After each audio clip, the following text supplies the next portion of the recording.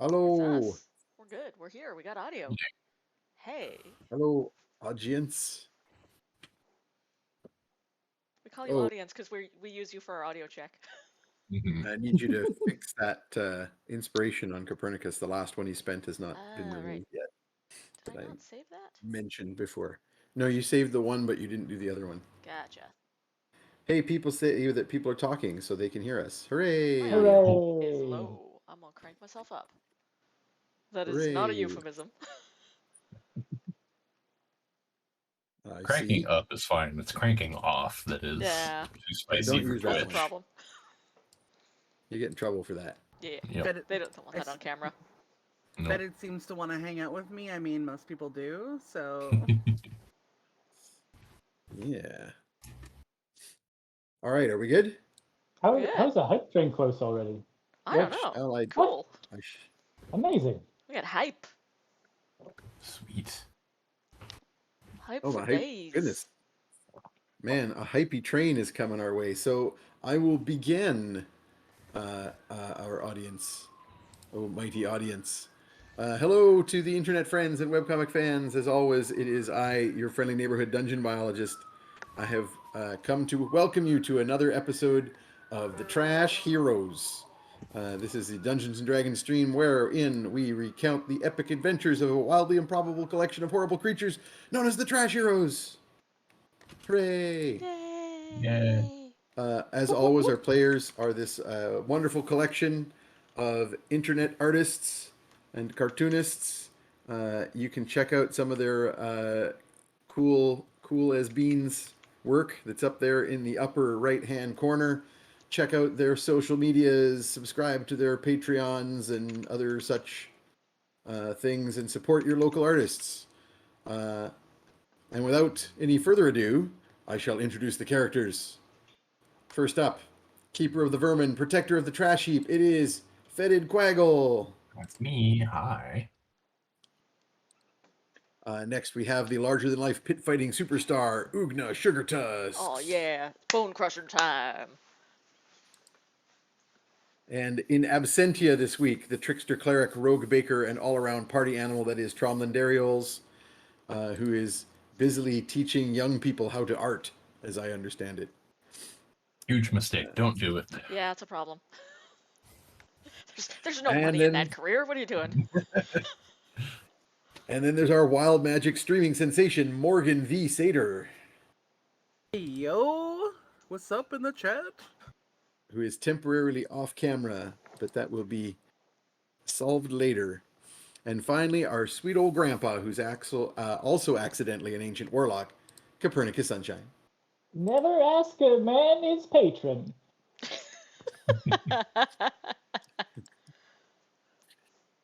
And so when we last left our heroes, they were in the middle of combat. So let me recap, shall I, from the last times. In the previous session, the party had gotten separated. So the previous session before that, the party had gotten separated. Copernicus and Fetid had been swept off to the Feywild in the aftermath of a huge Fey party thrown to soothe the avatar of Dionysus, summoned by Tromlin. Fetid got into various eating and drinking contests and woke up in the fairy mists, cursed again. I believe I said you This were always covered in happens. Sometimes that bright happens. purple polka dots. But also dragging around an actual anvil in his belly. And also with a silvery fey mark on his palm that may or may not be some kind of fairy favor for winning his bets. I'm sure it will be fine. Copernicus also awoke in the mists and encountered a fairy cat, who he bribed with a blood mouse to lead him to find Fetid. Meanwhile, the rest of the team was just about to enter combat, having set off a major trap deep in the catacombs. The floor collapsed into a pit containing a horrible purple fungus Cthulhuid beast, the dreaded Slime Chul. Ugna plunged in, but not before throwing your goblin guides to safety. Tromlin fell in as well. Morgan poofed into a dimension door, but a wild magic surge caused a huge thunderclap, and instead of Morgan stepping out the other end, the fairy cat jumped out with Perny and Fetid.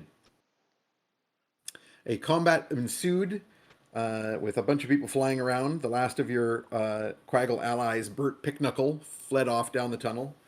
And various huge purple fungus tentacles grappled Ugna and Fetid. Fetid managed to escape by squeezing his body out around the swallowed, regurgitating anvil and leaving it in the tentacle's grasp instead. I'd block that out.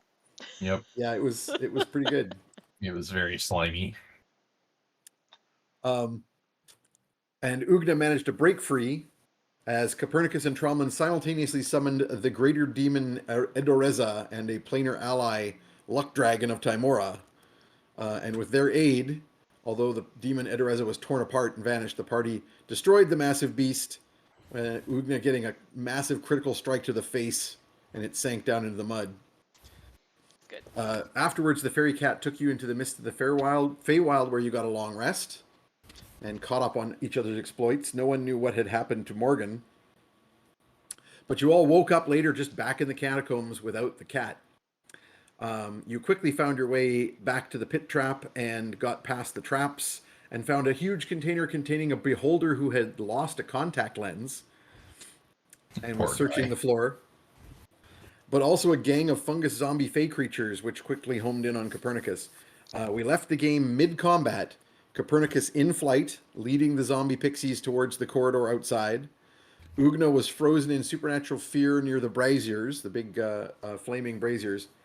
Fetid had taken out 2 of the creatures. There are 6 left, and they're all heading towards Copernicus, while Tromlin has found the contact lens for the beholder and is helping it get it back on.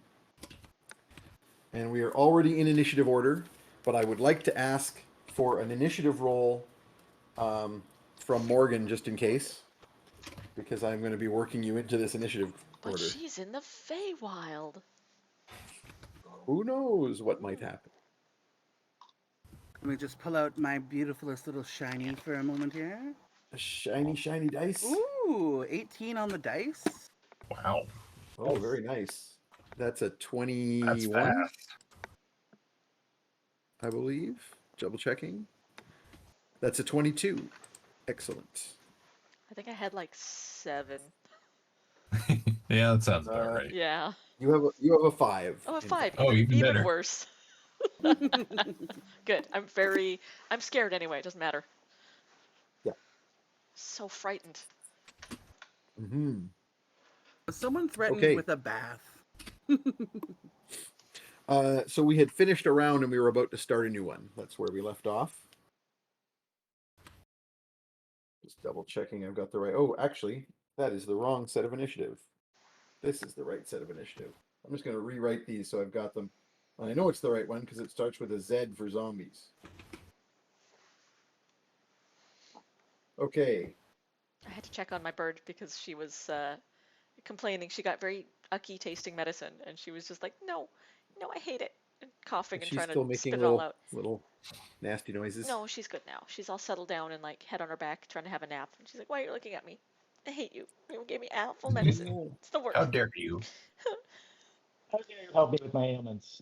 Yep. Okay, so initiative order, just so everybody recalls, Morgan is now on a 22, although not present yet. The zombies and Copernicus were both on 17.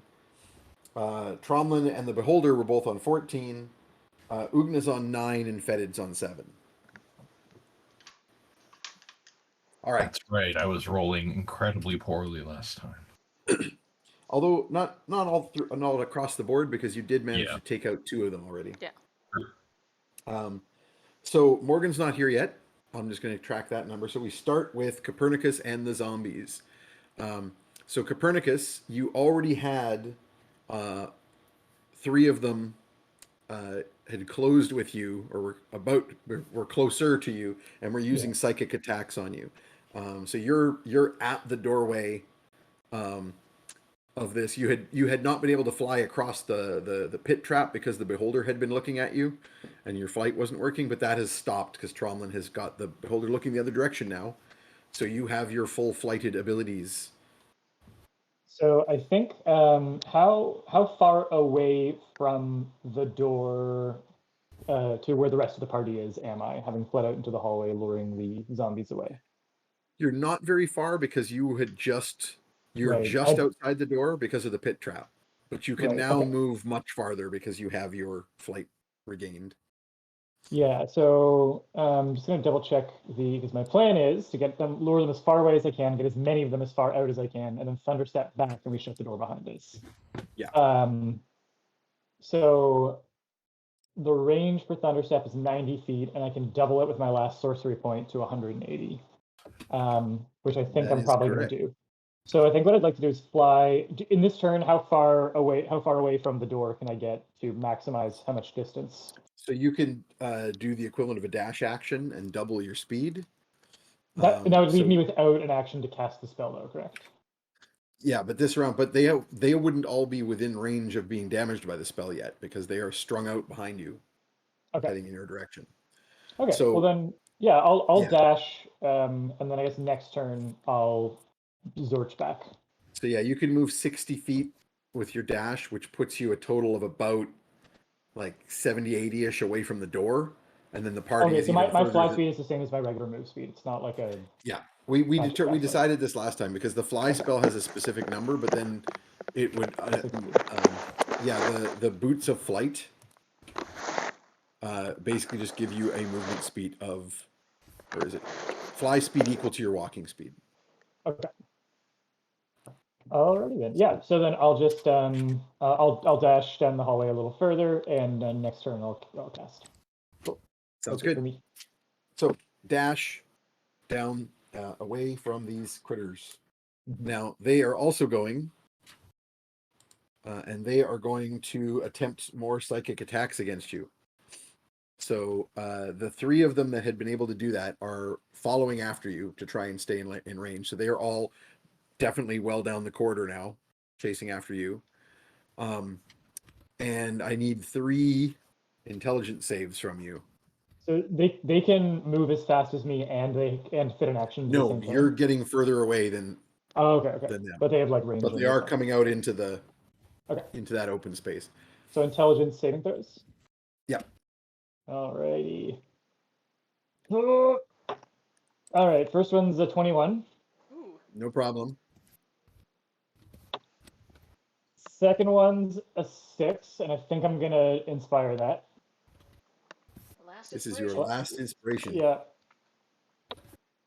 That makes it a 14. Quite a bit better.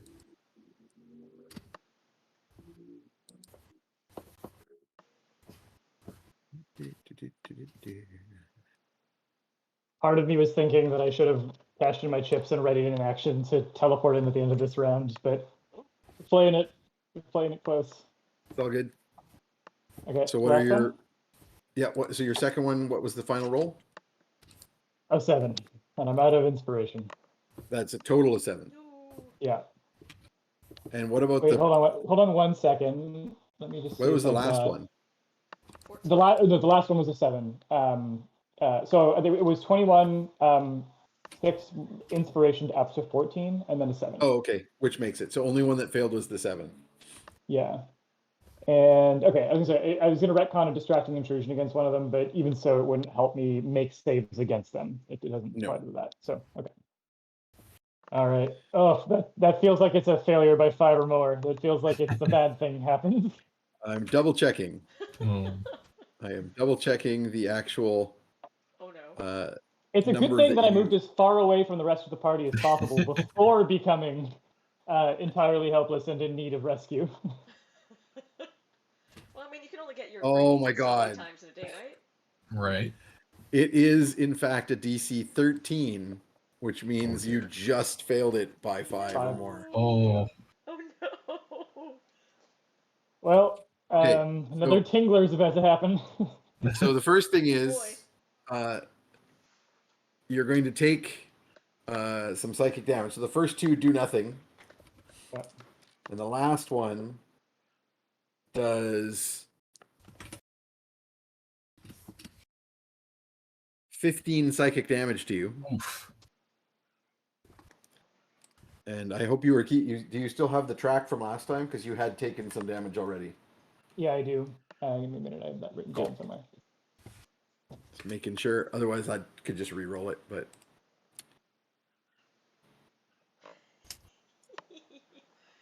I left a teacup over on beside where the Linnies like to play, and now they're sitting in it. Nice. Like they are little dumplings. It's very cute. It's like cats in boxes. Yeah, exactly. Okay, yeah, so I was already down 13, which puts me down to minus 28. Or puts me down 28 for my 59 HP. Yep. So. But in addition, you also have this overwhelming sense of like just confusion as like sound, like you're basically, it's like you're distracting intrusions, but instead of like weird creepy sounds from beyond, it's like terrifying banshee like wailing, and you are going to be Barb? distracted with disadvantage to all of your actions, all of your rolls for the rest of this combat. That's Oh, shit. suboptimal. That is not great. Mhm. I'm bailing out of here next round. Yep. I'm coming in hot. Now, the other three are all attempting to go after you and do the same, but they are farther away, and they are going to have to pass some people. So one of them is going to be going right past Fetid, which means you get an attack of opportunity Sweet. on this creature. I I'm get a going to attempt to do that. Can I get a ballpark sense of what range they're attacking from, just so that Perny knows how to keep better distance? Yeah, you would probably guess it's somewhere in the neighborhood of like maybe 50 to 60 feet. Gotcha. Because the ones that were at the far end of the room had never done it to you. Okay, so my new dagger is a +9 to hit, correct? That is correct. All right, that is a dirty 20 then. That is a hit. Sweet. So you can roll me some damage. You won't have your hunter's mark on this one because Yeah. you don't have the chance to put it on. But you can, and I think you already added your swarm damage this round. Yeah, I Or sorry, believe this I is a did. new round. You could Is if it? you wanted to. This is a new round, but I'm you gonna wouldn't be hold able it to for on your now. turn. I'm Yeah. gonna hold it so I can target it at someone specific. So that is 4 + 5. That's 9 damage. Okay. You take a slash at it as it goes by you. Just as a note. Oh, actually, you're supposed to roll that with disadvantage. I'm sorry. Roll a second time to hit. Okay. Because I was thinking it That was a is penalty. that's much higher, so I will still Okay. hit. So you're still hit. So they disappeared again because the beholder looked away, and now they're back to being invisible. They're back to being invisible targets. Great. The other two are just moving. They don't have any ability to reach Copernicus, and they're all fixated on him because he basically did the mental equivalent of jumping up and waving his arms and going over here last game to attract their attention. So that's them. Next up is Tromlin and the Beholder.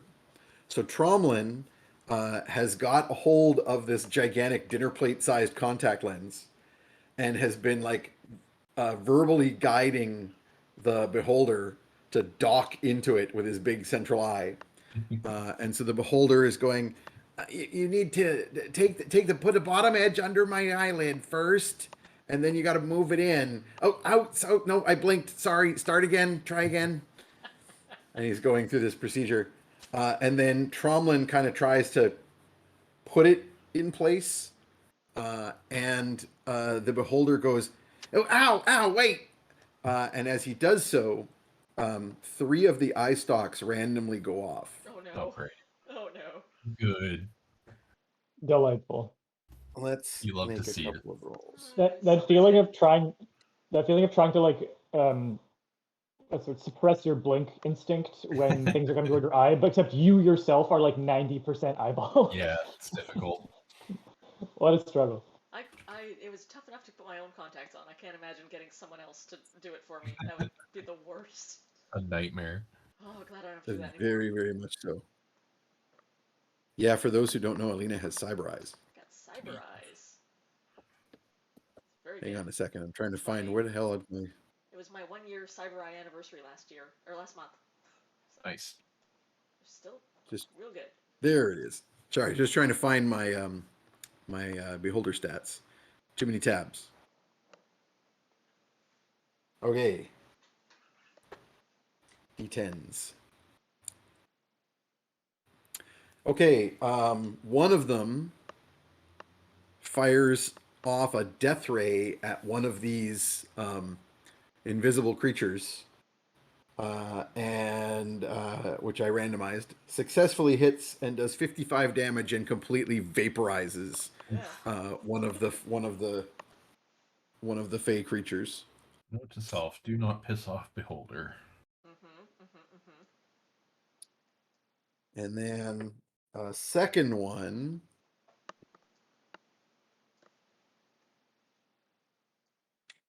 is coming at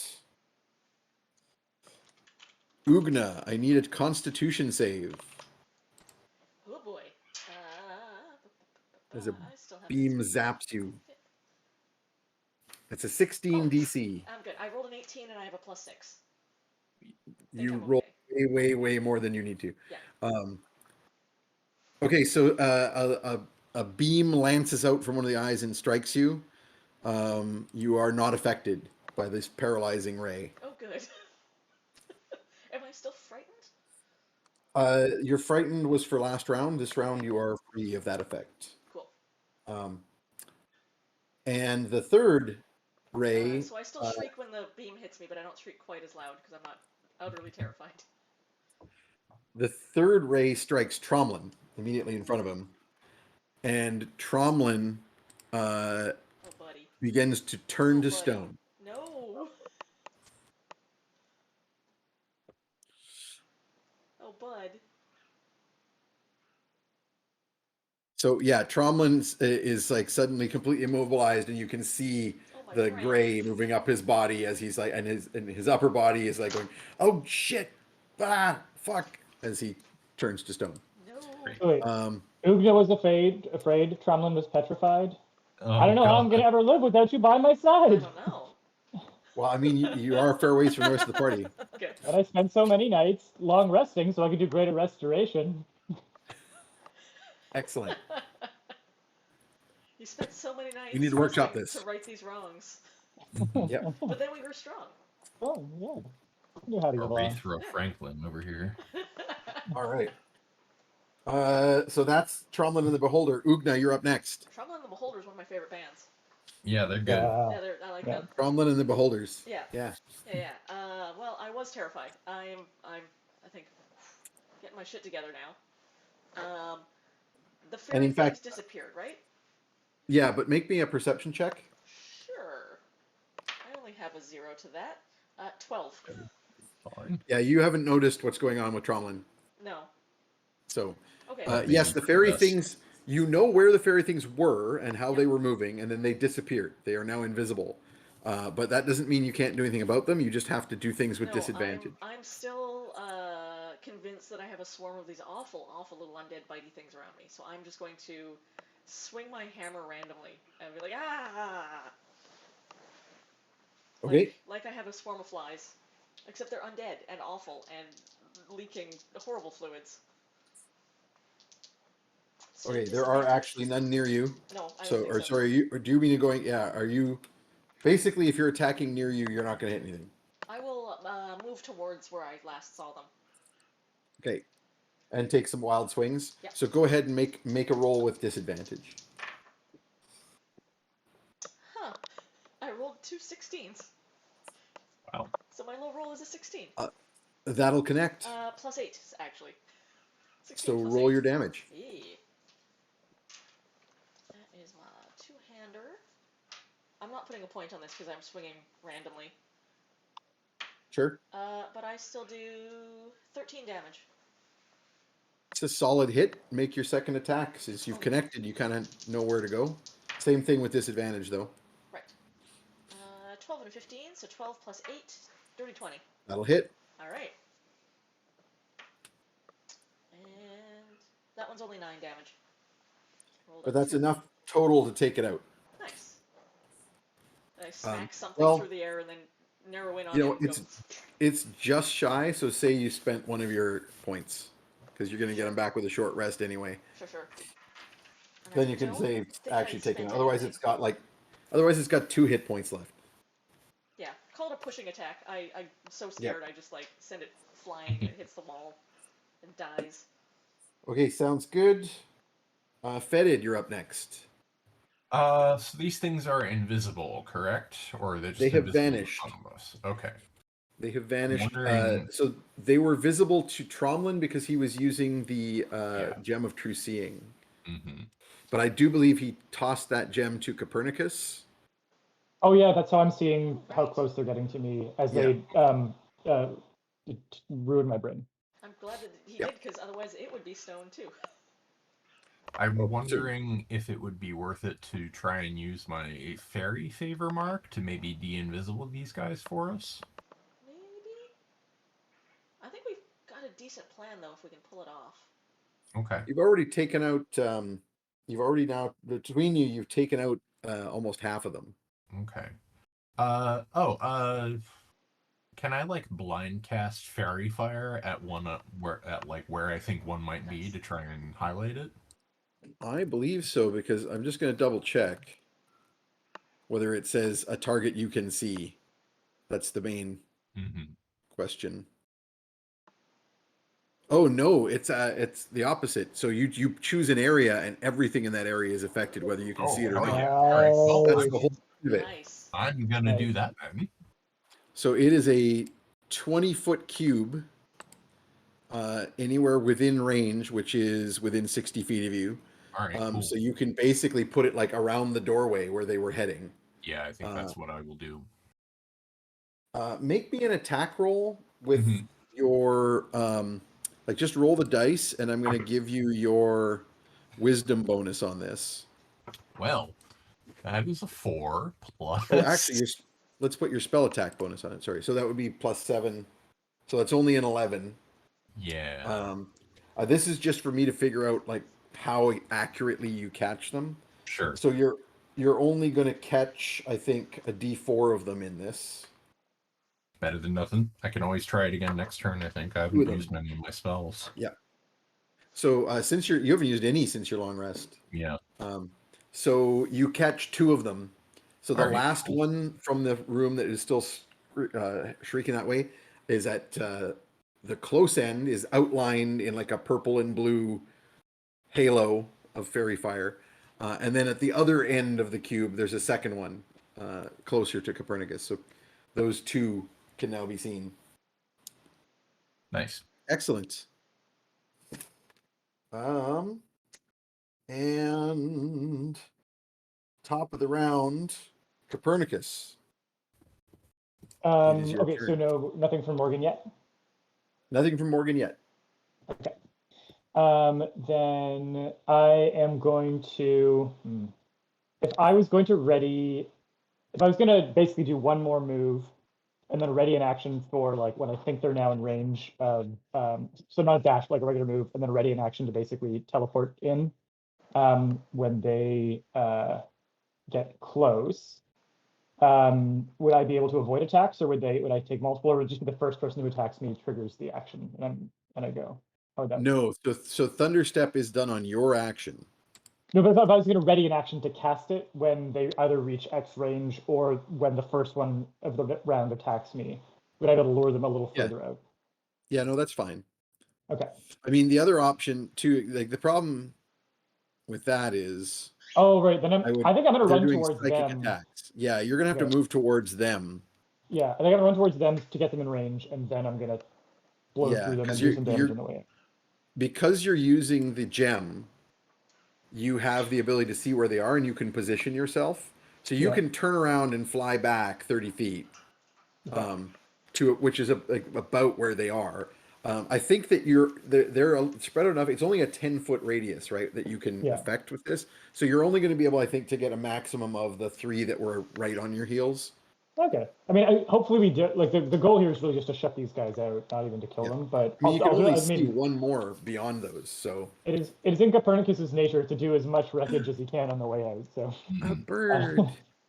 Yeah. Okay. So I'm gonna run back through, and like Copernicus, like you see him about face down the hallway. All of a sudden, he comes running back, and he's like, "Grandpa's coming!" Does the motions, casts the spell, rupture in space as a thunderous sound appears and explodes in the middle of the zombies. I don't think I have to roll anything, thank goodness. So I can't screw this up with my disadvantage. But I'll They roll some have damage. they have to make Constitution saving throws. I guess what I will do is I'll do a damage. distracting intrusion on them, on one of them, just to Okay. increase his chance of failure. What's the target for that? DC 15. DC 15 Whiz save. whiz save. Yeah. That is successful. Okay. Worth a shot though. So roll your 3d10, or sorry, actually, wait a second. 4th level, 4d10. Dang. Okay. Please roll your 4d10 thunder damage. That was a great roll. 12 plus 14 is 26. Damn. Whew, nice. And your spell save DC is what? It is. Sorry, I've got a digital character sheet for the first time in a while. I have to scroll to the flipping. 15. So they have to make con saves. They are Yeah. not good at this. Yeah, and They have it's, a it's half on +1. it's half on a success, so it still takes something. Yeah. So DC 15, they need to roll 14s or better. That's a 3. That's a 9, and that's a 4. So none of them did it. So what's your full damage? Full damage is 26. 26 damage. Ooh. Okay, you just detonate them. There's like splattering purple goo everywhere on the walls of this corridor, and you reappear 90 feet, like basically back as close as you want to Ugna, even like all the way back up. Yeah, I think I'm gonna reappear close enough to the door that I can like try and shut it next round, and I might even yell like, "Someone get the door!" Yeah, I think you're going to need someone with Ugna's strength to close that door. Remember, it was a Thankfully. giant stone that rolled out Yeah. with a Okay. mechanism. I ran this way, so I'm close to the door now. Okay. Yeah. All right. Well then, yeah. I think what I'll do, I'll land as You'll teleport past Ugna. Yeah, just to minimize myself as a target. Okay. I'm gonna so there's one left now. I'm gonna randomize. Now that you've teleported the other side of it, it's a little disoriented. So I'm gonna randomize who it targets because now it has several possibilities. Mhm. It could theoretically target any of you, Ugna, or Fetid. It is going to target Fetid. All right. Fetid, I need an intelligence save. Oh, okay. Don't have a great modifier for that. I rolled a 19 though, so that's a 21. That is a successful save. Nice.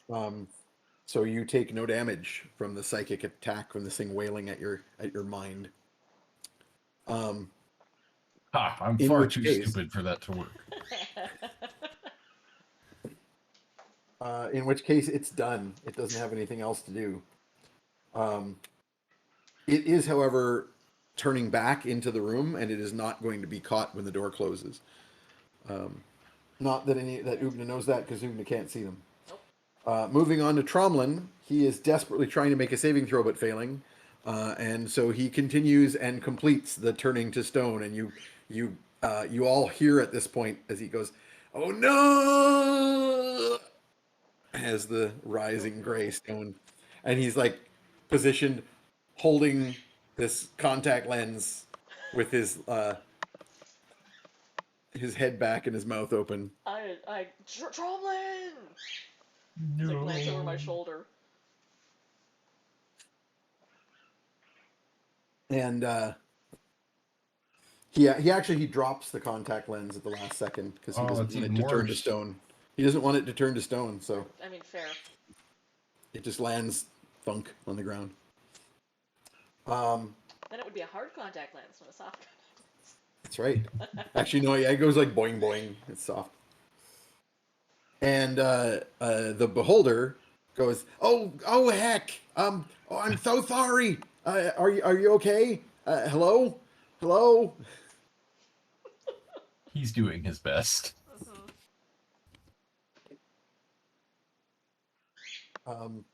Yeah, he's not going to do anything else with his action because he can't tell where his contact lens is anymore. He doesn't know where you guys are. He doesn't want to hurt anybody else. Yeah, so Ugna, you're up next. Oh, I'm mad about this situation. You're going to slam the door? If everybody's in, yeah. Yep. Copernicus has teleported to the other side. Yeah, then I will grab the door and slam it shut. Okay. You grab the mechanism and heave it, and the giant stone rolls back into place, sealing the door behind you. I do like a Fetid. half pop thing where I look like I want to go and help Tromlin, but then I'm like, no, gotta stop the evil fairies. Fetid, you can see this last one. It's got your fairy fire on it.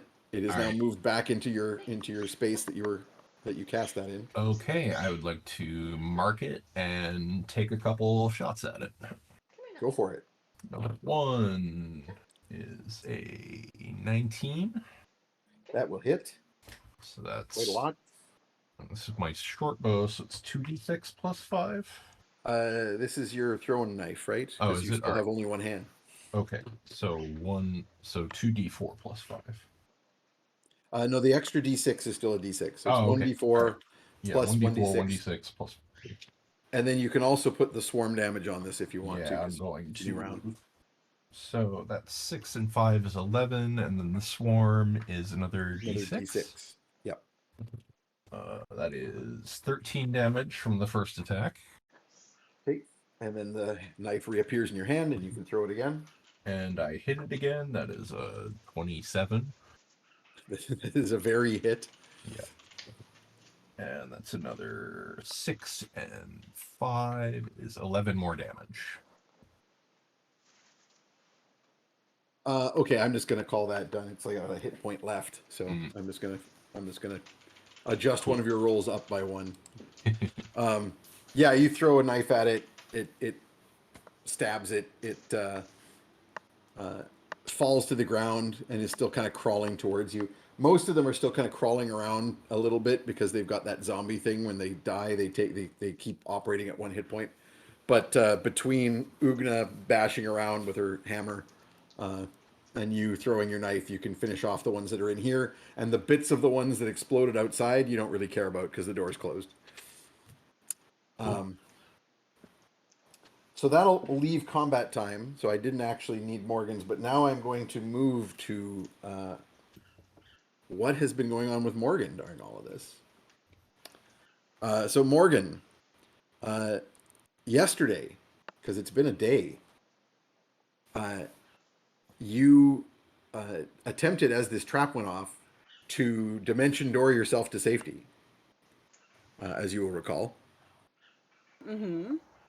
And a wild magic surge happened, as is common, and you jumped through the door and you found yourself in the Feywilds instead of the other end of the corridor, which is where you put the other end of the door. Again?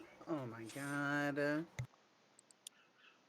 And so you found yourself wandering semi-lost in the mist, as often occurs,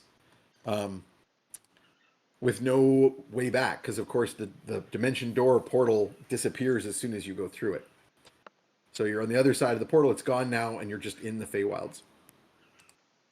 So with no direct way to get back, you wander for a while, get in a rest, which is why your spells will be refreshed. But you do kind of start to actually. Sorry, your hit points will actually be back up to full too, because I just realized it takes an extra day for that other thing to happen that I wasn't going to tell you about yet. So you get a rest in. You wake up feeling refreshed here in the Feywilds. Not sure where to go, but you're not super worried because, of course, you have certain advantages over others that may get lost in the Feywilds.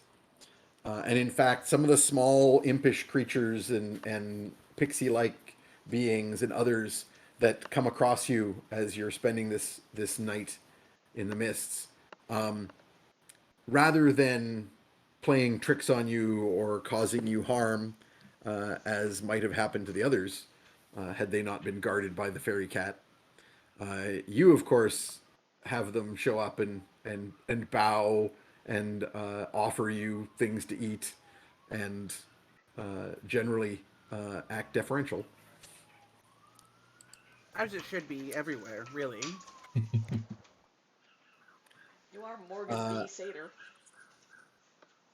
Indeed, but Morgan the Satyr has also got a special trait that indicates a certain heritage. Eventually, you of course rest for the night, have a long rest.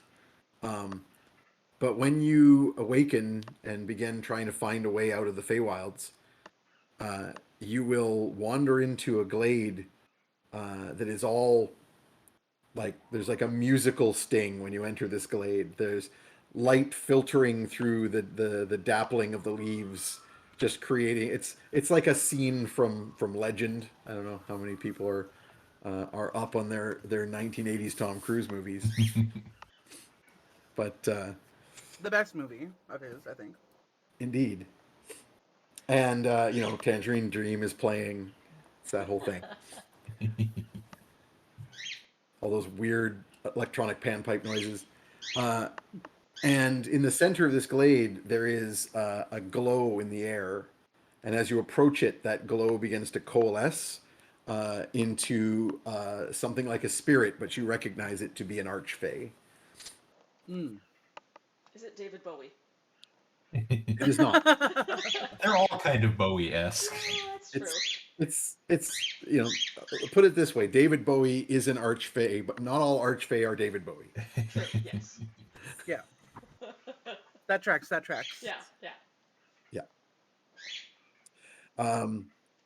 This fey spirit coalesces above you, and it is a beautiful woman in like white robes that sort of where they begin and end isn't very clear as they drift into the mist. She's kind of one with the mist. And actually, I'm going to give you a roll to see if you recognize her. Roll me a Arcana check. You have a +6 for this. I will go with my clear dice for this. That's only a 9 on the dice. So 15. 9 on the dice, so it's a 15. That's pretty good. I want to point out that I did math in my head at Well that moment. Ooh. I'm pretty proud of myself. Very nice. Thank very you, thank you. Can I get some hype in the chat for Raven doing math in her head? I'm proud. I'm very proud. Go ahead, sorry. And you actually are relatively certain that that this particular fey is known as Sherlindria. And she proceeds to call you by name. And she says, Wait, my oops, government I'm trying to name? remember your actual name. Here is it. Oh, it's never Trying to good when find the it. archfey knows your true name. Yeah. No. Nefel. Yeah, Nefel.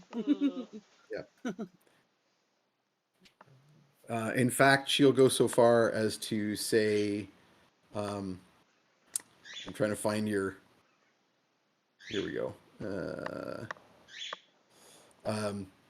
Nefel of the Chillwind. In fact, you might just say Nefel Chillwind is probably what she'll call you. Hey. Hey. How Nefel you Chillwind, doing?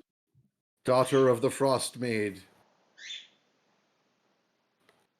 You Fam- have been brought here not a moment too soon. Your feet are walking a path that has been destined for you, I think.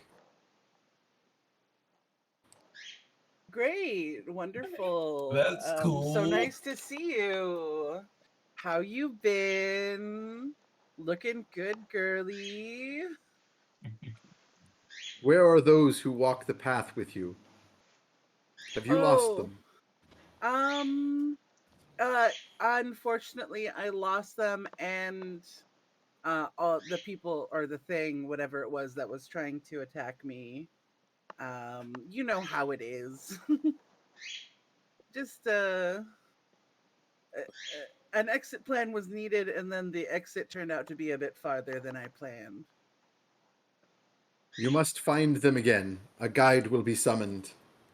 It is paramount, daughter, that you stand by these other ones and walk their path. There Okay. is a great evil at work in the lands where you walk. There is a Alright. being whose hand has grown vast. And even now, your companions battle with his minions. Are you aware of this great evil, daughter? Some inkling, really. I saw some stuff. I was told some things. It's been pretty vague though. Understandably, like I'm not expecting you to like hand feed me, or I guess like the universe to hand feed me. I mean, that would be nice. I love being hand fed. Actually, it's one of my favorite things. Um, but yeah, things have been a little vague. Just kind of going with the flow, letting interpretations come in as they present themselves. I wouldn't mind like more information. That would be pretty nice, I think. There are limits, daughter, to how greatly I can interfere in these matters. But I can tell you the being, what this being is known by. And that name is the Necrogog. This great, powerful creature whose magics have begun to infect uh, the lands of the West. Oh my goodness. As she's like giving information, after she's like, I wouldn't mind more information. That's when she like takes out like a little notepad from her little satchel and starts like writing Necrogod, Gog, and like just noting everything she's being told. I was like, So yeah. she will tell you the Necrogog has conquered the Sea of Grass and turned its creatures into his undead slaves. And that army of the undead is moving all across the West. To the north, his dead minions have begun to move into the wildwood, turning it foul and dark. To the south, his minions move through the broken lands and even now are assaulting the peoples of Loach Tal. And directly to the east, he Oh, has sorry. begun to. Wait. Sorry. Yep. Assaulting the who? The sorry, it started with The an L. Loach Tal. Could you Alina, spell this is that a for good me? time. Sorry. L-O. Way ahead of you. Okay, so Alina has brought up the map. Can you zoom out a bit? Oh, this is a. You need Oh, the that's the zoomed in map. Hang on. Yeah, you need the wide out map. Yeah. Even more of the world. Indeed.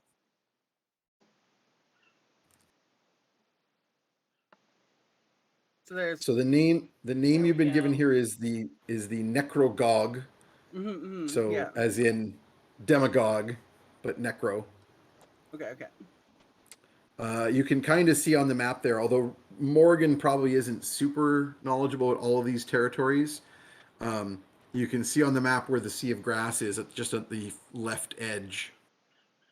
It's But funny you're how so right very now it just familiar says with. Sea of Ass, which It just says feels it on says brand E of for us. Ass on my screen.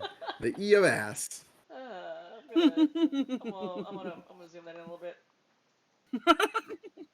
No, you're not gonna be able to scroll No. over. That's fine. Well, Sea Oh, of Grass. resizing. Fancy. I know. Look at me. And we It's found over the there. Sea of Sea of Grass. Grass. Anyway. Or till Pretty we good, found the Sea man. of Grass. I don't know. Sea of Grass. It was great. Real chill Uh, but place. but Morgan, you are very familiar with the Wildwood, which is to the north, the northeast of the Sea of Grass, because that borders on your homeland, um, and is like a very heavy land of the elves.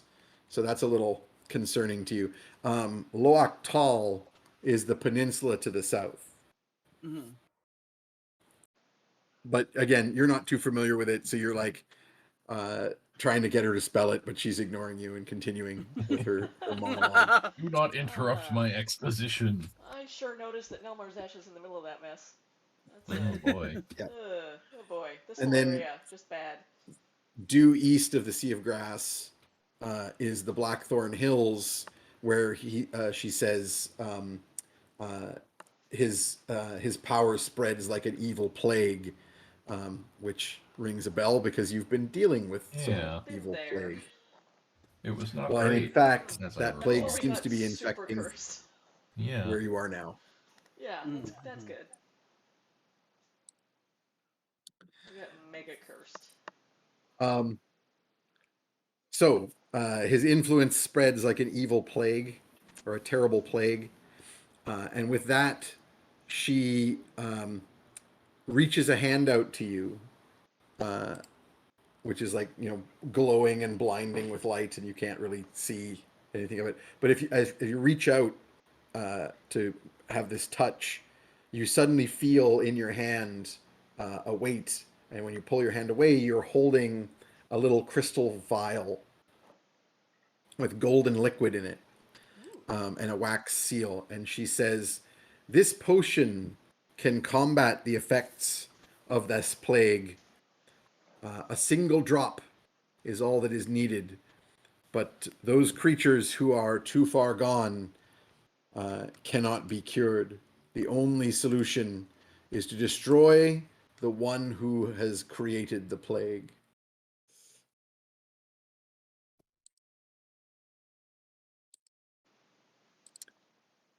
What do you say to that? Oh, she's like writing. She's like, I gotta destroy the plague guy's source, but single drop is gonna be like circled on the little paper. Single drop to combat the good. plague. Mhm. But won't work on people too far gone. So yeah. Wow. Thank you so much for this. I can't wait to help them with this. This is so much more than I could have done alone. It is your fate, Nefel. What is it? Nefel Chillwind, daughter of the Frost Maid. It is your destiny to make this happen, as it is those who walk the path with you.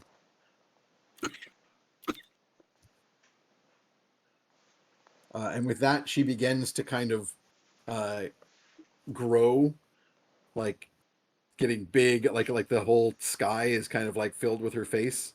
As her voice starts to kind of become more like the weather, as she says, Simba. if you do not succeed, there will be no salvation for those people of the West, and this plague will spill and spread unto all the lands until the Necrogog holds sway.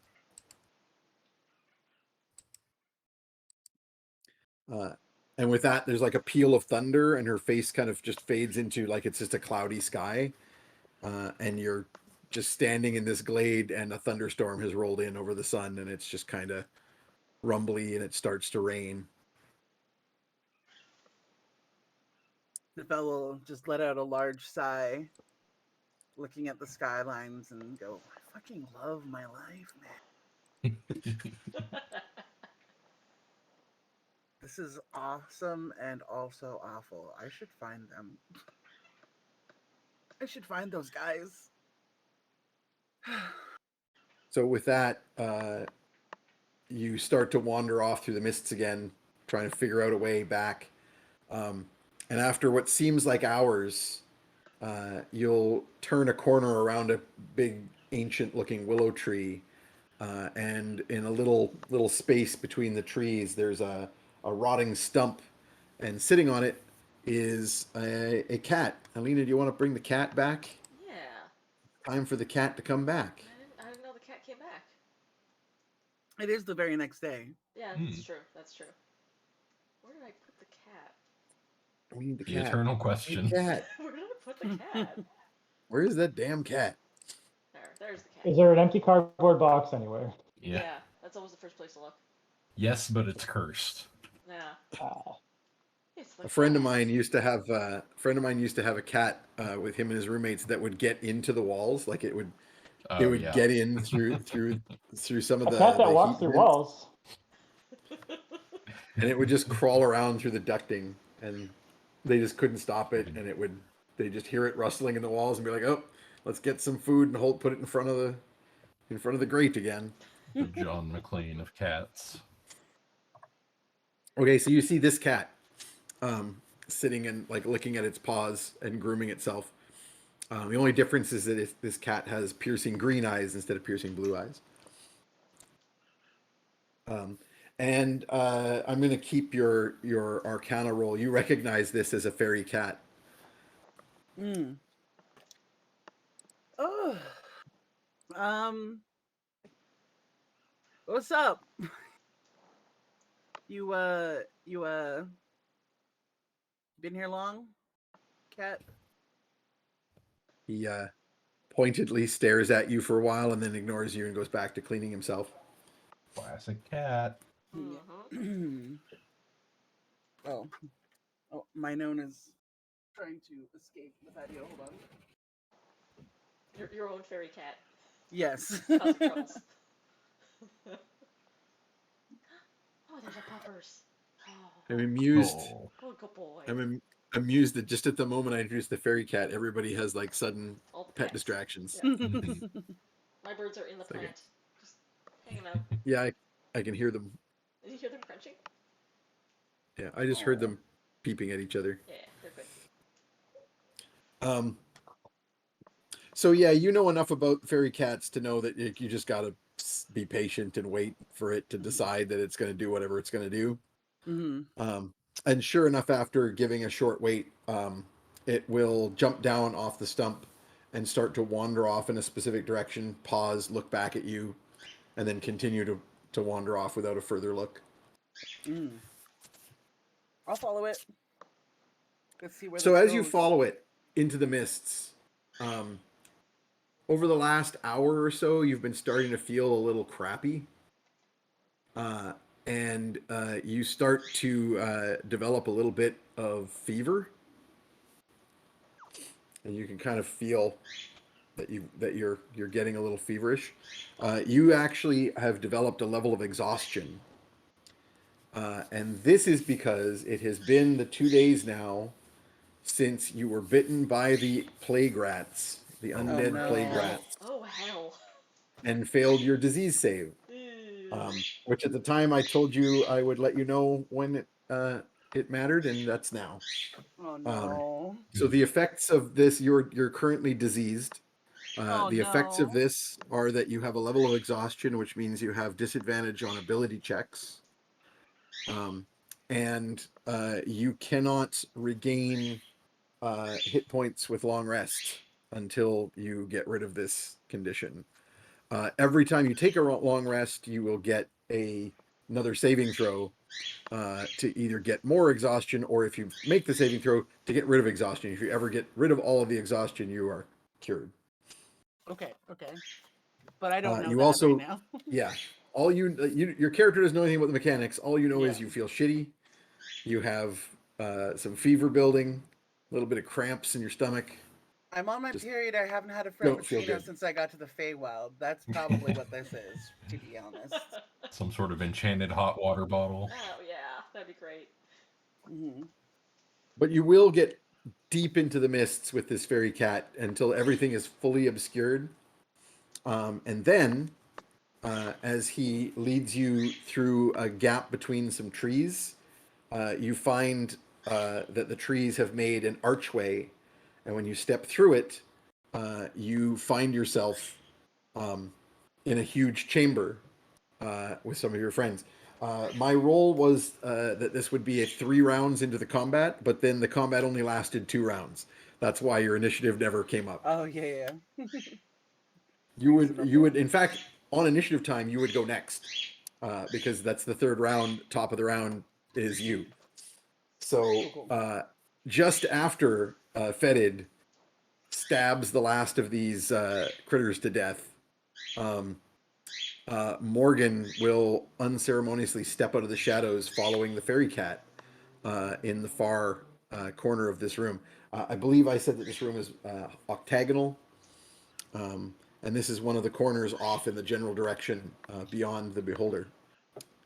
Morgan, you see a giant ball floating in the air of flesh with a huge mouth and a single eye in it, and a array of snaky tentacles with eyes on top of it, floating in the air and squinting around the room as though it can't really see anything.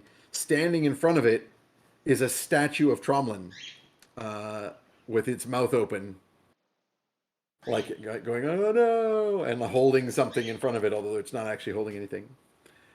Beyond that tableau, you see a dais ringed by braziers, one of which has been knocked over, and beyond that, you see Fetid, Ugna, and Copernicus. Copernicus is bleeding pretty badly from the eyes and ears Ooh. and nose, Ooh. or has been. Not particularly unusual state of affairs, frankly. Yeah. It's a strange day that does not see blood leaving one of his orifices.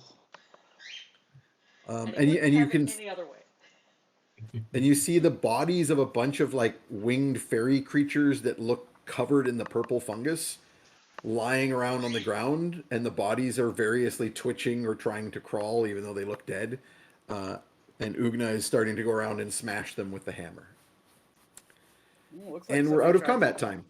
Yay. So I think Copernicus is going to run over to Tromlin, and even though I probably already know that like what we need is like some kind of greater restoration or like restore something, I think I'm still going to look him over and like be gasping and like panicking a little bit. as you run close, the beholder is going to go, whoever that is, be careful. Don't step on it. Hello? I just need to see if he's okay. I'm so sorry. What happened? Tromlin! I think do you have an eye stalk that turns stone into flesh? Do you have that would be horrifying, but do you have one? Oh, no, Oh the my other way goodness. around, I'm afraid. Ooh, Can I check Tromlin over and just see if there's anything that I can do to? Tunk, tunk, tunk. Yeah. He is a stone statue, He is and stone as are all of his possessions. Like you can see his clothing, his everything. No, Can I, not can the I second Arcana ones. to like know what the procedure is to? To Yeah, you can roll an Arcana for what can be done. Yeah. Hey, there you go. That's a big number. That's 26. Ooh, nice. That is, Yeah, you a greater restoration is needed. A 5th level spell, basically the same spell that is needed to regenerate Fetid's hand, Mhm. which you know for a fact the Temple of Lilith said their high priest could cast, and their high priest is supposed to be coming back to the city in a couple of days, which is now like probably about a day away. So we gotta I take him to the surface. Yeah, I think we need to get back to the surface. Maybe. mhm. How are we all feeling about our chances down here? I would like to see Tromlin brought back to health before we continue. Yeah, I don't think we should press any further with one of us petrified and the rest of us pretty beaten up. Can you find out what's around us, Fetid? Because like I don't know Yeah, if there's a I good can- way back. I can do some Pretty deep dungeoneering down here. and see what I can find. Alright, what check would that be? Would that be... Also, we have to you- swim him out through a bunch of stuff, and like he's probably real heavy right now. Yeah, Come over and give him an experimental lift. yeah. You can lift him okay. Okay. He is made of stone, but he's Tromlin sized, so Yeah. he's not. For you could carry him wrapped Ooh. up on your back, but nobody else in the party really could do that conveniently or easily. Ooh, careful, he might be brittle. Oh yeah, I should wrap him in something. Anybody got like a cloak or some bubble wrap or something? Some plaster of Paris. Yeah.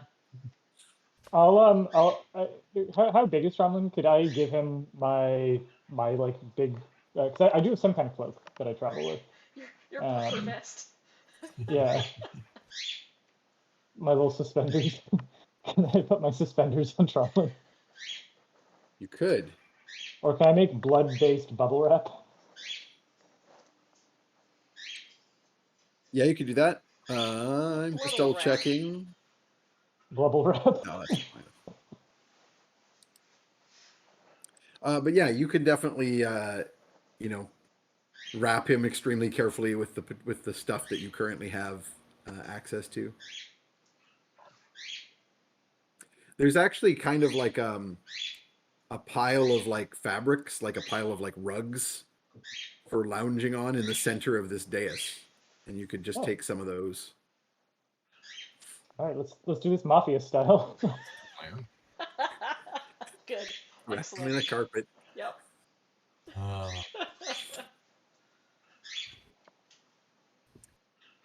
So the fairy cat just goes off a little ways and kind of perches itself on the edge of the dais and licks its paws. The beholder is continuing. Hello, can somebody please help me? I will go help Mr. Beholder.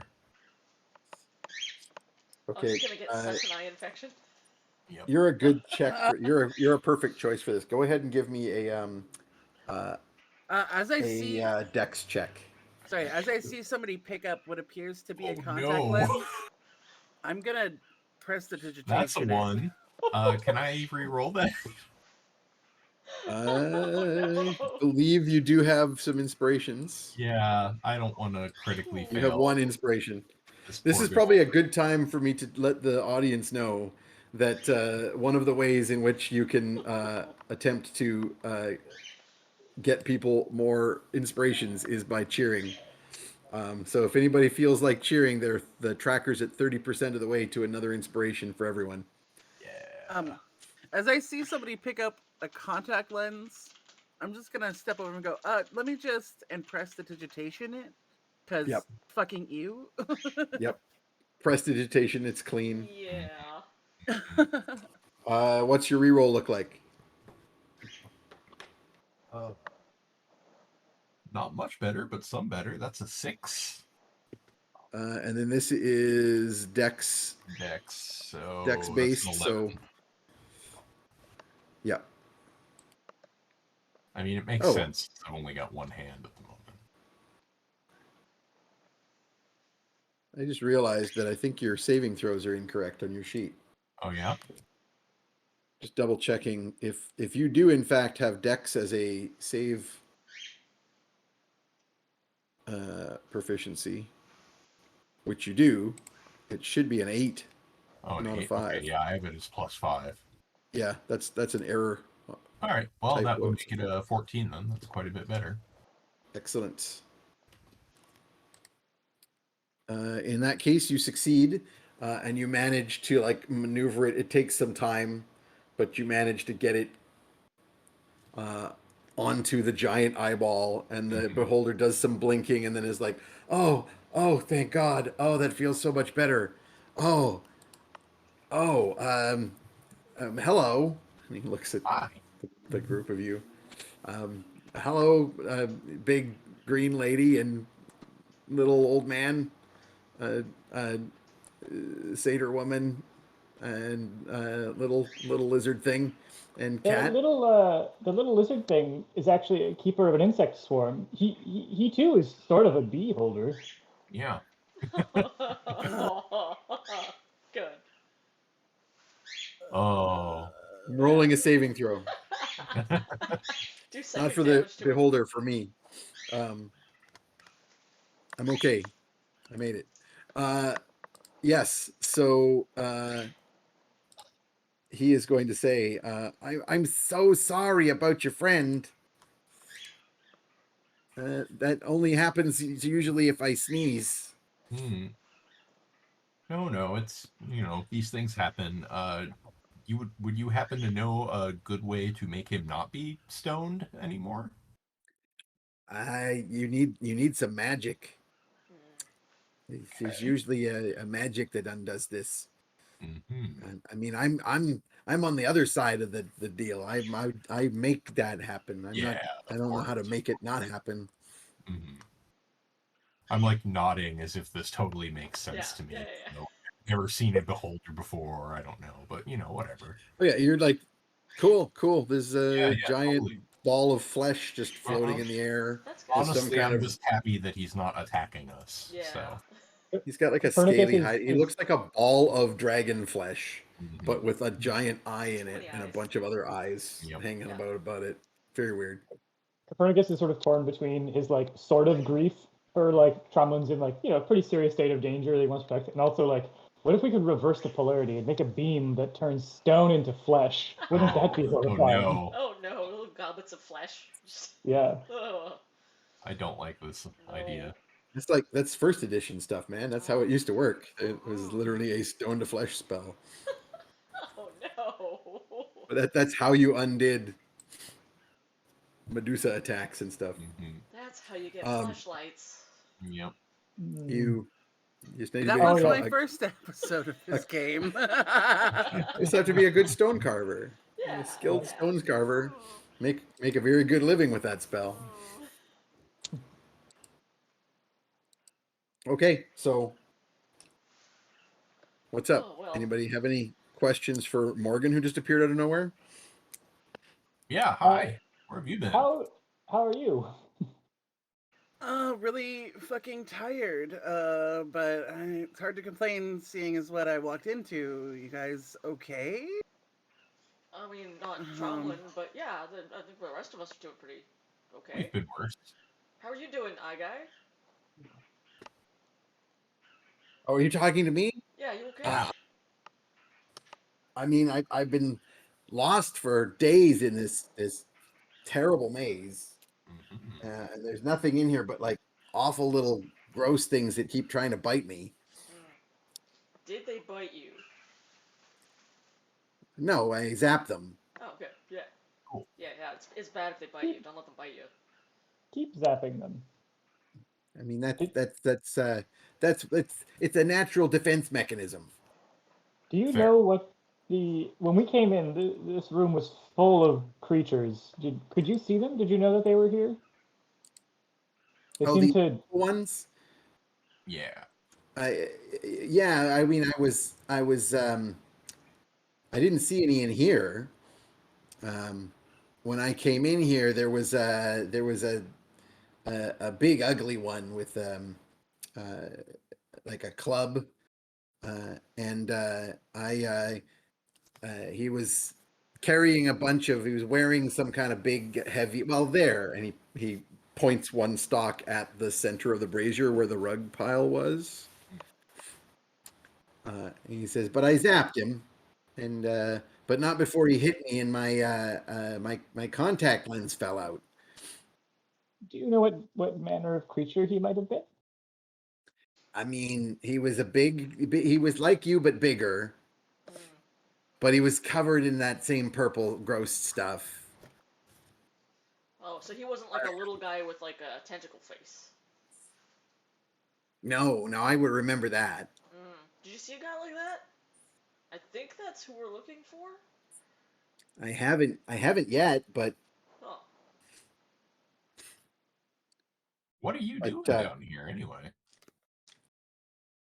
oh, I was looking for a new dungeon to set up in. My people live in dungeons, usually real down near the bottom, where the best treasures is. But you know how it is. Your parents get to or you should have your own dungeon, and why are you still living in our dungeon? And so I just I went And let set me out guess, on they that. don't let you live in the basement. They make you live in the upper floors. Yeah, and so I found this dungeon, and it's very big, but I got lost, and I haven't, and it's full of those gross things, and I don't know, I don't think I haven't found any treasure. It's not a great dungeon, honestly. You really need I'm sure you can do use- better. I'm gonna quickly in the Perny net be like, if we tried to recruit him, do you think he'd be more of a liability than an asset? I shrug. I Is this- absolutely believe yes. I Roll is pretty I tough. think this could be a good dungeon if it was cleared out, which is what we're trying to do. But you know, not all of us are made out to be dungeon delvers. It sounds like you might have some challenges that might put you in that category. But what I can tell you is that we're going to try to clear out a lot of the biting things soon. Have you considered like rooming with somebody maybe? Do you have like a friend that might be able to help you with like I- maybe some interior decorating or I tried that. I had a friend who was he had a kind of a dungeon. It was more like some caves in the mountains, but it had a lot of chambers. There was some monsters that could live above and keep out the riffraff, and it wasn't terrible. Um, he was an Etin, a big man with two heads, and it was a Was it- pretty good arrangement. He was quiet. He kept the his dishes out of the kitchen, was but that I'm sorry, but and I Eden was that Phil by chance? no, his name Oh, wasn't okay. Phil. No, um, but unfortunately, I was sneezed Edmonton. one day, and I sneezed one day, and I hit him with a couple of zaps. Oh Hmm. yeah. So Oh, you so need he's like gone now, you but need like a durable friend. Hmm. I think you need antihistamines or something. Yeah. I do have allergies. Oh, that's rough, buddy. It's Hmm. the main reason I don't like this dungeon. There's too much like mold everywhere. It's it's not good. It's too damp.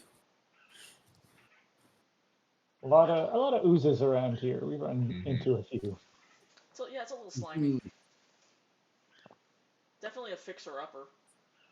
No, as soon as I find my way out, I'm gonna look for a different. I'm gonna try and find an evil wizard. They usually have dungeons that are pretty good, or that's what I've heard.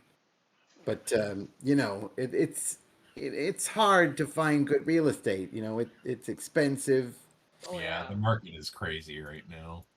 I'm I willing mean, to get Well, a roommate.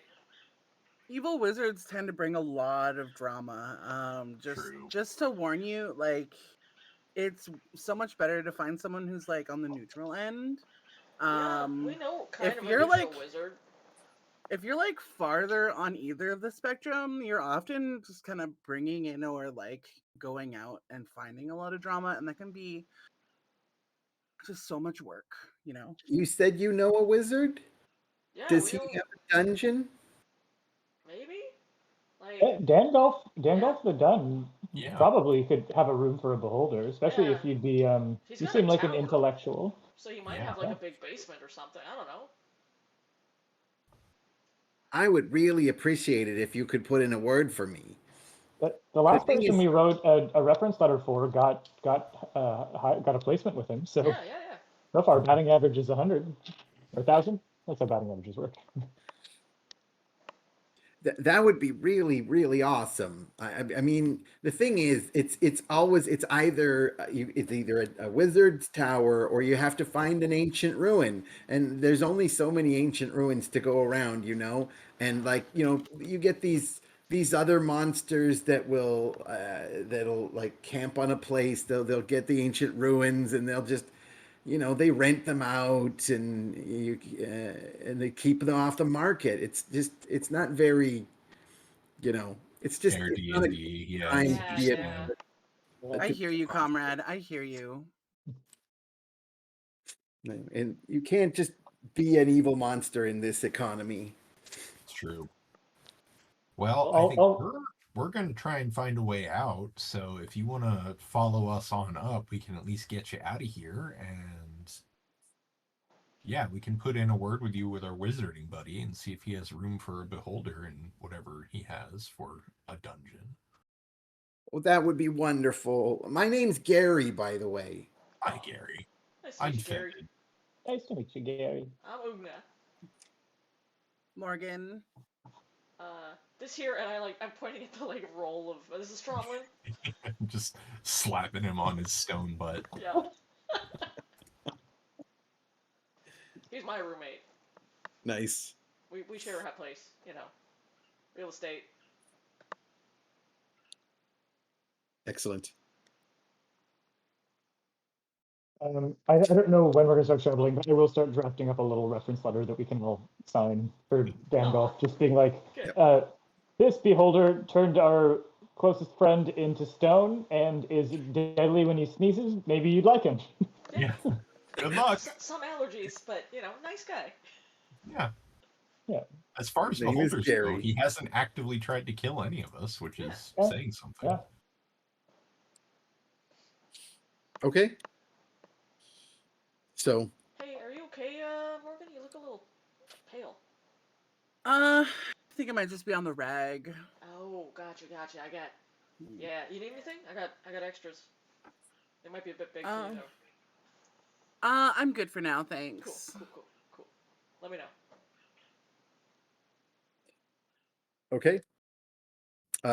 So yeah, going back the way you came would be difficult.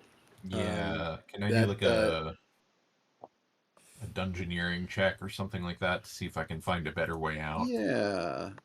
I'll get you to give me a couple of checks here. So first of all, your dungeon delver stuff gives you advantage to do things like finding secret doors and stuff like that. So make me an investigation check with advantage.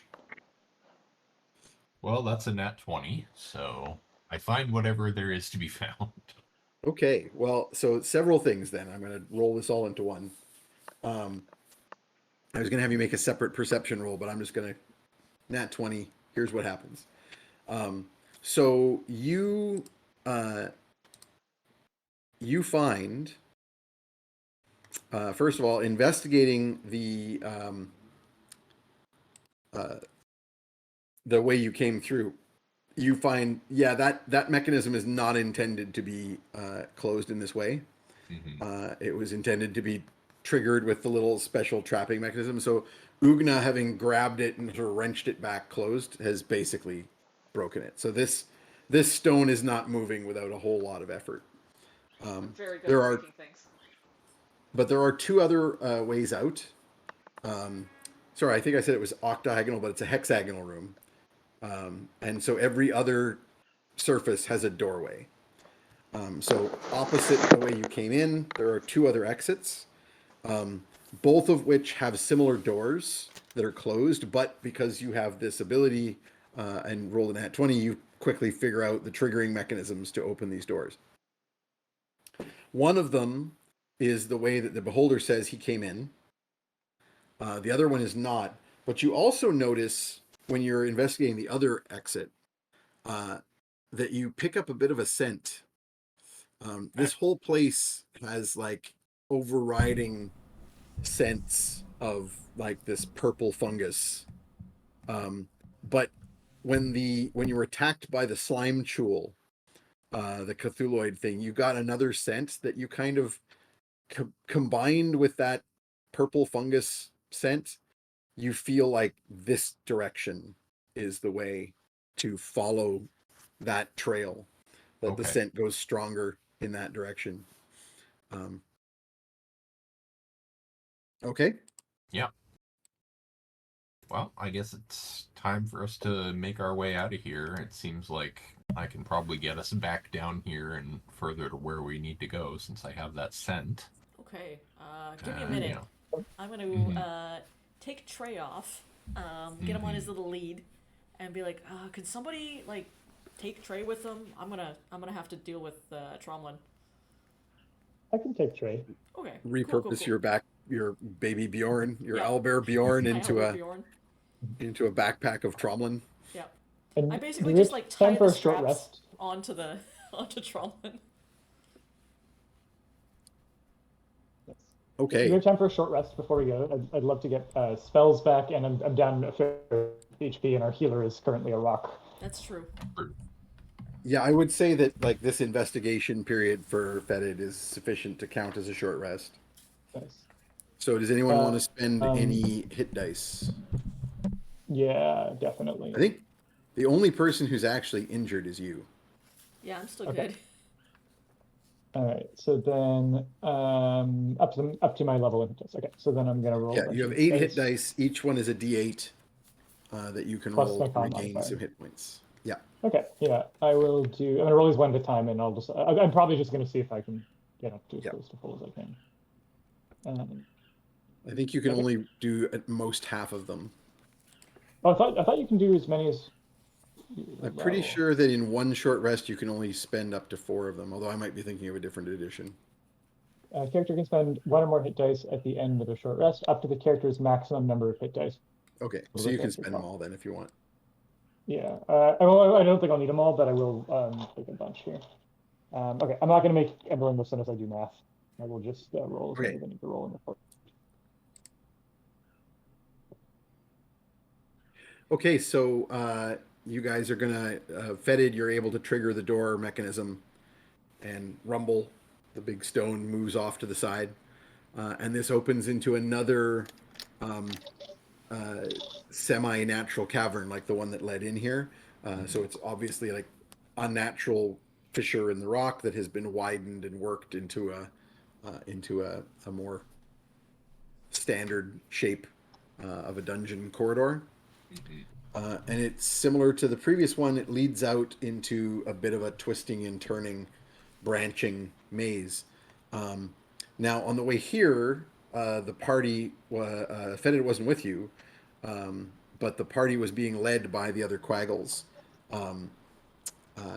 However, Fetid both A, has talked to those other Quaggles about the layout here, and B, has picked up the scent and knows that this is the way that the Quaggles were trying to lead you towards the heart of the dungeon. Maze. Mm-hmm. I think we definitely want to proceed with as much stealth as possible. I would love to. We're because Yeah, we're I down can do a bunch of I can do a resources. pass we want without stealth. trace just to. Cool. Okay. Because we're hauling around a statue. Okay, so a pass without trace. Let's get everybody to roll a stealth check. Ooh. It would be sneaky. 8 plus 8 is 16, so that's 26 for me. Nice. 23 for me. Excellent.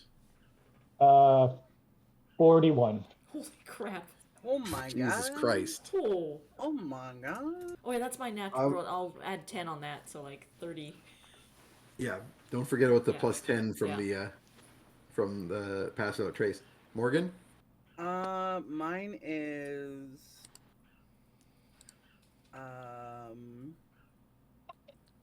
22, I think, altogether.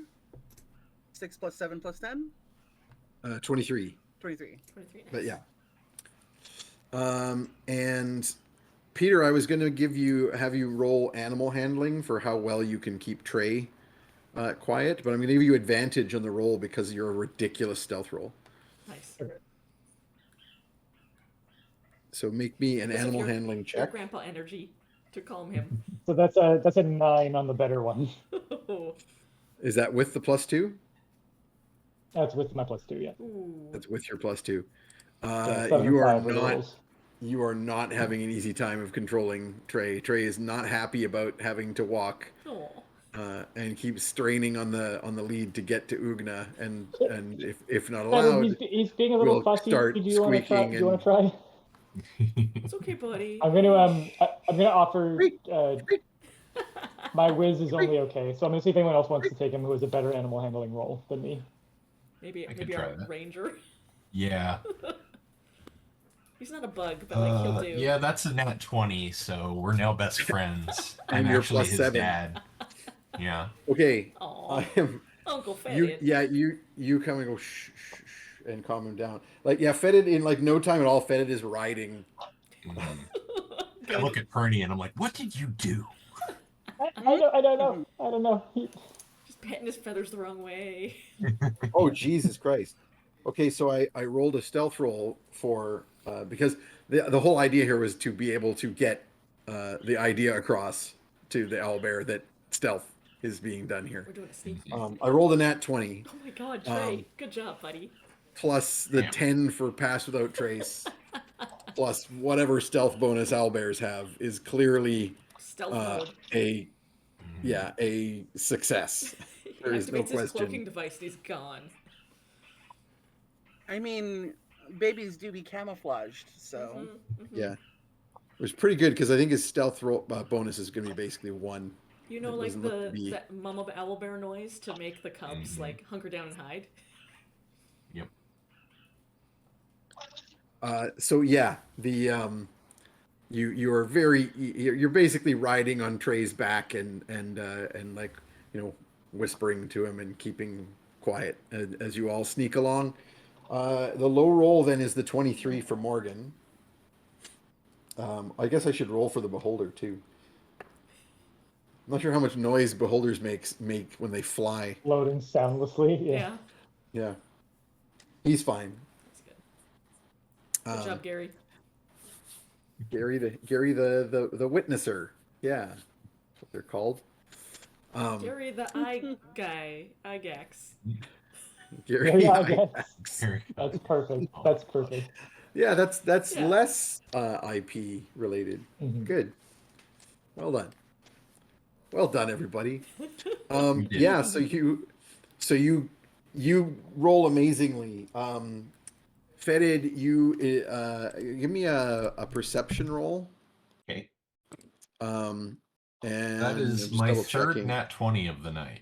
oh my Okay. god. What? Basically, You what's need to buy happening is water all of the tickets, friend. terrible rolls you made Yeah. the last 2 games I am have been paying for rebalancing. this. Good lord. Tonight's your night. Okay, I guess so.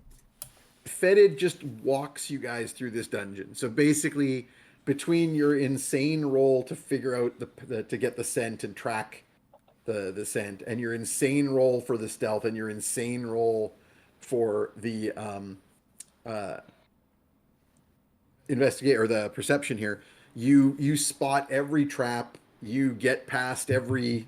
There's like it's imagine a montage sequence of some characters going along through a dungeon, and everyone's like sort of nonchalantly. It's like a side scroller, and it just as you go, there's like a bam, spikes, bunch of darts, but every single one of them is like fetid, redirecting or disarming or making not work as you guys go by.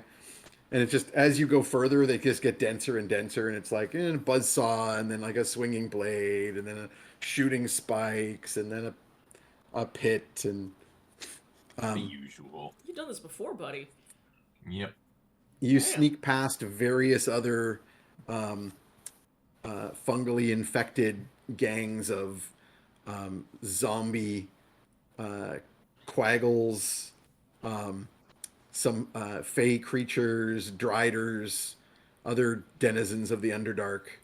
It is like one of those but you- speedrunners who's like memorized a Super Mario Yes. level and can play it blindfolded. He knows exactly how many seconds to wait in the platform for the Yep. spinning fire Yep. to go around.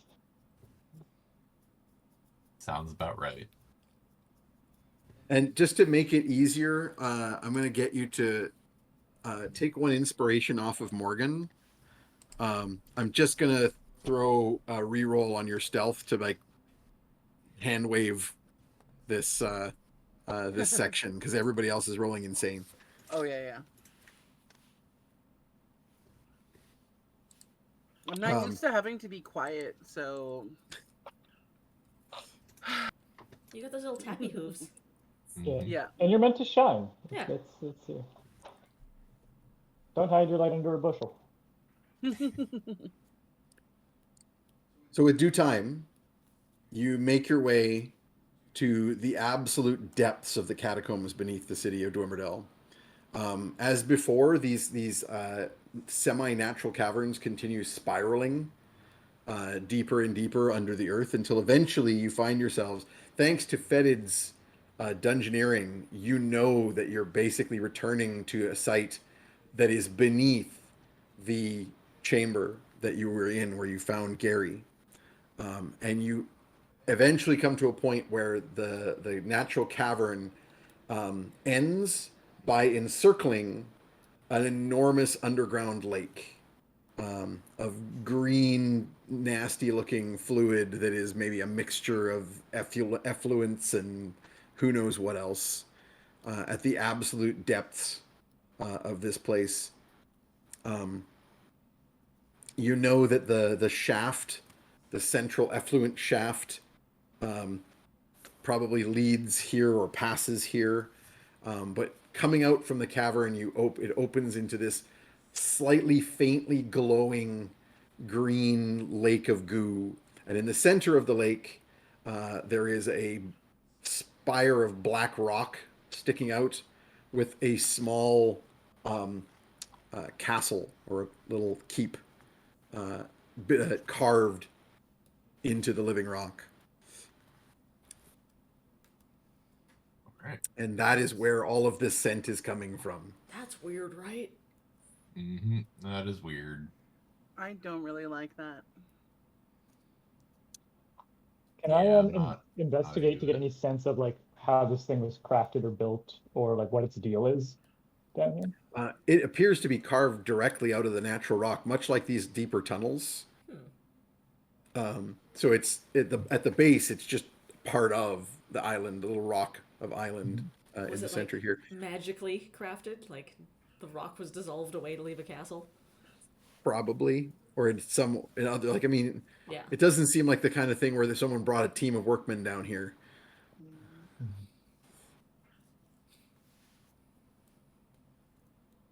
So I'm So getting what like next? evil wizard vibes here. This is maybe, Seems like it. yeah. Actually, this is probably a Very. good time for a wisdom save from Copernicus. Ooh. Uh-oh. Ooh. Great. Cool. Is this the pages that I'm carrying Oh, suddenly no. whispering inside my mind that Oh, I the can't book. help but keep thinking about them kind of wisdom save, or another kind? Maybe. Are there any other kinds? Oh, jeez. I think I am proficient, so there's a chance this wasn't a terrible failure. You have a +5. 12. Yeah, I am proficient. 12. Modifier in. Okay. That's not terrible, but it's not successful either. Yeah. You feel an overwhelming compulsion to get to that island. And you have a I very know I said we should go straightforward- back and help Tromlin, but now I'm thinking maybe there's help inside the creepy tower. Maybe maybe it's a hospital. We should go. Oh, like a We should potion go. or something. Yeah, exactly. Oh. I'm giving you skeptical of this two- plan. I'm going to give you two options, Copernicus, because you have to act on this compulsion, which means going to the island. There are two ways that you can do that right now in your immediate power. One is to just boots of flight and start flying over to the island. The other would be to summon Flockwabon, who has the ability to make a group of people capable of water walking and otherwise interacting with liquid environments. How amenable to bargaining is Fluffabon? Because this is very Scorpion and Toad, except that the Toad is the Scorpion in this version of that story. Flockwabon is one of the most susceptible to bargaining of your. Okay. Probably the most susceptible to bargaining is the Shadow, whose name I've forgotten, but I'm pulling it up now just to remind Didn't he myself. get bargained away to be like, I won't bug you for Yeah, a year. you can't summon him for some Yeah. time. Yeah, he also last time agreed to the bargain and then stabbed me anyway. That's true. Well, he's Yeah. Demons, sort of. they're like that. It Which wasn't. I guess it wasn't, means that he didn't hold Yeah, up it his wasn't- end, so I don't have to honor mine. No, he did. He did hold up his end, though. He did what you. But then what he you stabbed hired him to me. do. That I was wasn't gonna part of say the the deal. stabbing- There was no part of the bargain that said he You couldn't made a stab deal you. with a scorpion, Yeah. frog. And there was no part of the bargain that said that I couldn't entirely walk back my promises. So I mean, Um, just gonna say the stabbing sounds like a separate thing. Gotta put Yeah, the that, stabbing was no basically a clause. Yeah. Yeah, Nazrazel is the one in that case. But yeah, Flockwabon's description says that he is quite bribable. Particularly, okay. he has a fondness for gems, intelligent beings that can be susceptible to drowning. Quite likes those. And really good cheese. I've got I mean I could also just cast fly on 3 of us. Yeah. And I can already fly. And that we could do that. That seems safer. That seems safer. Yeah. As much as I want to summon the water demon, I feel like fly would be safer. You can theoretically cast fly on all of you because I believe you have the ability to concentrate on 2 spells at once. Yeah, but I Multitask also is think to I do. can, so I can cast it on, my base cast is 2, and I can goose it with, is it blood magic that gives me an extra person, or? Yep. Yeah, so I could blood magic an extra target out of it, and if that gets 3 of us, Tromlin's now an object, not a person. Yeah. And we just carry our pets. He's been Safer. objectified. And I'm already flying, so that Yeah. gets, I think that'll do it. I think one blood Do die. we Yeah, discuss you and Gary can already leaving fly. Tromlin somewhere? Like, should we hide him rather than bring him into combat? Might be a good idea. Yeah, I You don't don't want to know. risk losing him, though. that's true. Yeah, I think bring it's him along. safest with us in a rug. Yeah, Yeah. snug as a bug in a rug. So what are you going to do with... the only question is, what are you going to do with Trey? How heavy is he? Like, could one of us carry him while flying? Well, actually, you could do the opposite. If you cast fly on Trey, he could carry Fetid. Oh yeah, Yeah, there we go. perfect. Cool. Fetid's already You ever seen riding an him. owlbear fly? Well, And you're with about with to. the animal handling role that Fetid has made, he can easily Mhm. manage his mount's newfound flight ability. Yeah, let's do it with fly. I think the Flakobon plan, unless there's like an obvious means to get Flakobon into the castle too, I think that it would be I mean, more... he isn't confined to water. Just He's like one of those crazy land octopuses. just He confirming can that crawl around on land. these are conversations and considerations that are going on in Copernicus's head, whether or not he's going to be casting Yeah, fly on us, as he says, "Oh, we should really go there," and then Yeah, Yeah, no, we okay. should RP this. So I think Copernicus will say, okay, so I have 2 ways to get us there. One way is we all fly and there's no risk, but the other way is we ride a demon into battle and barter with it and hope we make it an offer good enough that it doesn't drown us all, which is one of its favorite things to do with intelligent creatures. Not you have- the do you have fire that guy, preference? right? Not the fire guy. Not the Okay, fire okay. guy. This is my water guy. Ah, cool. right, we're So demon boat? It sounds like I we're all like- for the demon boat. Yeah, I think so. I like flying. It's fun. All right, 2 for demon boat, 1 for flying. Morgan? is it a jumpable distance? Sorry. no. Oh, okay. I guess flying. Thank you. Sure. All right, we'll fly. We'll fly. All right, I'll fly everybody and. Sorry, use we're my boost. we're going here because there's something we need there. I think it's a hospital and they can help Tromlin. Uh, If anyone wants to insight me, by the way, Copernicus is Oh, boy. convincing himself of these things, Yeah. but it's probably Yeah. noticeable that he is Mhm. becoming a little bit like compulsive. also- You're also acting, so you're casting fly. yeah.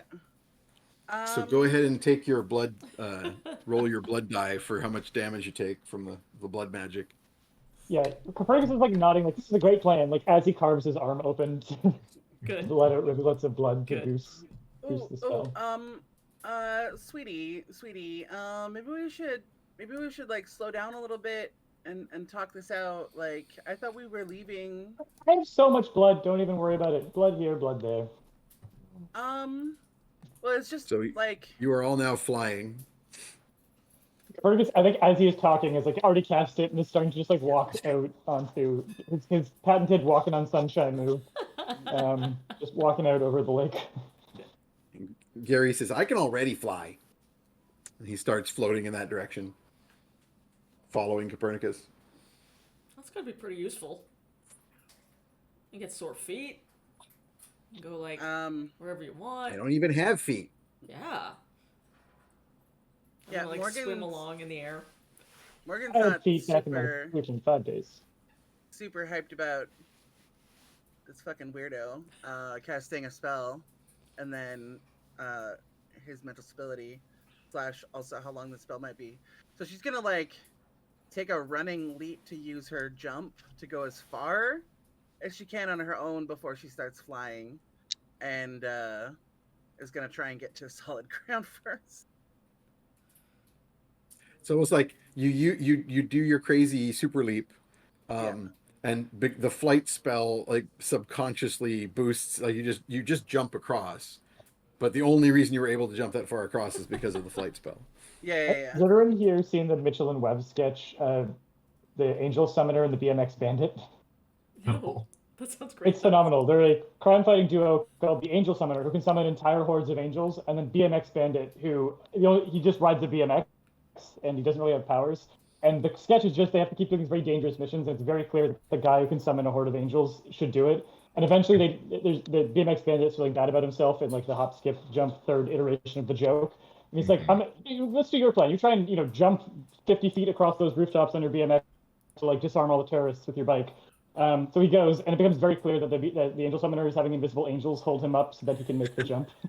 Anyway, whenever I imagine someone being aided with flight for like a jump, Good. Nice. the image. It's a great sketch. I find it amusing with Mitchell and Webb sketches how many of them are obvious where that their obvious origin in like Yeah. a pet peeve, because that is clearly like somebody is like someone who read comics is like it's stupid when they have Superman team up with like Any Green mortal. Arrow. Like it's Yeah. this guy's a normal guy and easily killable, but he has a bow, and this guy is unkillable and Yep. infinitely powerful. Why are they working together? It doesn't make any sense. Yeah. Okay, well, you all get across without too much difficulty. I'm assuming, despite your like conversation on the shore, I'm assuming you're still relatively stealthful. Yeah. So nothing untoward occurs during the transition across here.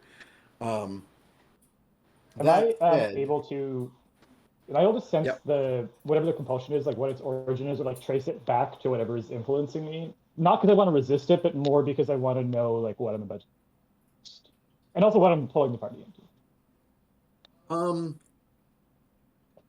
Yeah, you're not 100% sure what just happened.